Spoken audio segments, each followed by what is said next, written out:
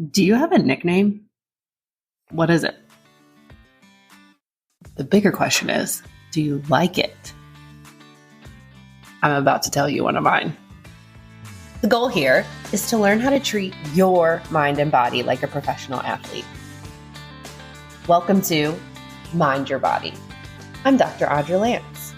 I'm a doctor of chiropractic who specializes in treating sports and non-surgical injuries. Anything that involves muscles and joints. I treat big-name celebrities and professional athletes. Most of my patients refer to me as the witch doctor because they can't explain any other way their pain was removed that quickly. I hate cooking, but I do love wine, and don't even think about giving me anything that involves ketchup because I will not eat it. Every episode of this show is designed to help you move better, live better, and feel better. Now let's go do this thing. Okay, I'm dying to know, do you have a nickname? And if you do, is it one you like? I'm sure we all have had nicknames growing up. I mean, my dad called me Snodgrass. I don't even know what that means, but it makes me think of Snot Rocket. So, in practice early on, I got this name that I had a couple of people start calling me. And I was so resistant to it at first. Let me tell you how it started. This was in my first year of practice. I had a new patient come in, and, we're going through and talking, and I always like to ask people, you were referred by so-and-so, what did they tell you, just to see what they were prepared for. So I asked her this question, and she goes, she said you're the witch doctor. I'm like, what? First of all, it's like new in practice. I know I'm young. I'm like, oh my gosh, it's going around that I'm the witch doctor. So I'm kind of offended by it and a little taken aback. And she kept going, no, it's a good thing. It's a good thing. Like, she just raves about you. So I'm like, okay, we might need to reframe what we're calling me. I made mental note next time I see her to talk to her about that.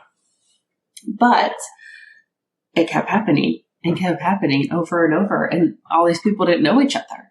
And still to this day, I have people all the time like, you're the witch doctor. And I've learned to embrace it and love it and take it as a compliment instead of something that it's not. So back to the original patient that called me the witch doctor and told her friend to come. Why are people calling me that? And that's what I've kind of tried to dig to the bottom of. And I think it's because not only are we taking in to account your physical pain with wherever that is, but also where's the root cause? A lot of times you have pain in a certain area, but that's not where the true dysfunction is. It might be somewhere else. So yes, your pain's very important and I hear you, but I also don't care about it. As bad as it sounds, I also care about why it's causing that. How are we going to fix this so it's not coming back? Then the next layer on the cake is, I hate cake though too, except a good carrot cake. I'm just not a cake person. Are you?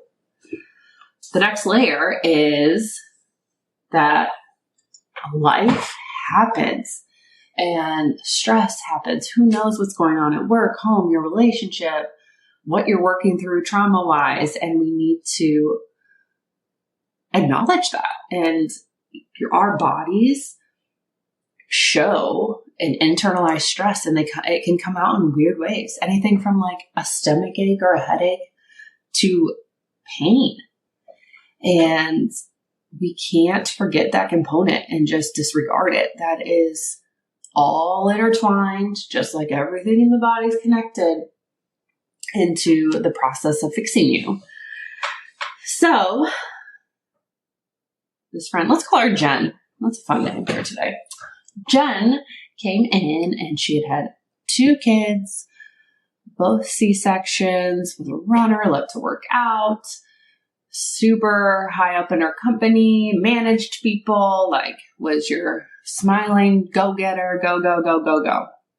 She was struggling with this back pain, which she thought was just from running. She ran too many miles, went too fast, the culprit of too much. And she'd been a couple other places in town, and they're like, oh, well, it failed, so you need surgery, which don't get me wrong, surgery is necessary sometimes. Not poo-pooing at all. But my whole approach is let's start least invasive and work our way up to the most invasive. Unless, of course, it's an emergency, but we're not going down that rabbit hole. So, low back pain. She wanted to prevent surgery. As we were examining her functional movement, neurological exam, go through her full history, okay, there could be some multiple components here. And what it ended up presenting was, yes, she had a little referral in her low back, but that actually wasn't the main part. She had never done any scar tissue work on her C-section scar. So her brain had essentially turned off her pelvic floor. She couldn't even really feel it around that area, in that area. And therefore you get a cascade of events where your brain can't find your glutes to activate correctly. You're not breathing correctly, or you're not using your core correctly. So then your erector spinae, those sausage muscles on your back, just take over. And then there's a whole secondary component of her stress level was just so much. And she felt like she had to do everything from mom, wife, friend, boss, coworker, you name it. And she had to be the best at it, which I know we can all relate to. I mean, I get it. So we also had to go through and talk about that and set aside 1 minute a day. That's it, for her to only focus and think about herself.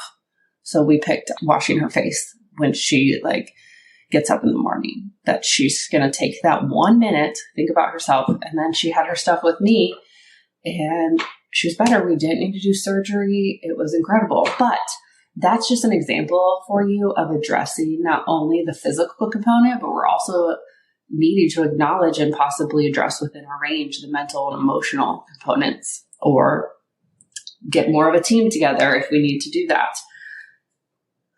Very witchy, I know. Another example for you is I had a professional athlete. They were struggling with their season, put a lot of pressure on themselves, and nothing was going right. They weren't getting the performance out of themselves that they wanted. Then that manifested into not sleeping, getting injured, having these weird random injuries that they've never experienced before in their life and you wouldn't necessarily think of. And it wasn't until we not only addressed whatever pain was being felt at that time, but okay, we also have a big psychological snowball of this pressure coming out in pain and then just spinning around and around, making it worse and worse because you can't get out of it. And then when you don't sleep, you don't heal, and woo. So we just have to teasing your hair into that big poof. We have to tease some of these parts out and address the biggest, boldest one that can sometimes help let everything fall back into place. So with that, we were able to do some breathing, which in turn helped the relaxation mental component, and then worked on the physical, making sure that some of those injuries were taken care of, like activation-wise, rehab-wise, soft tissue-wise. Then they were able to sleep, and their whole world changed. And they got back on the train and were happy with their performance. And little by little, then you build confidence because you feel good and you're sleeping good and you play good. And you walk up the stairs to the castle from there. So this is just how I combine all the pieces of the puzzle and put them together. And not all the pieces are meant to be fixed by me. Sometimes we need a team in their specialty.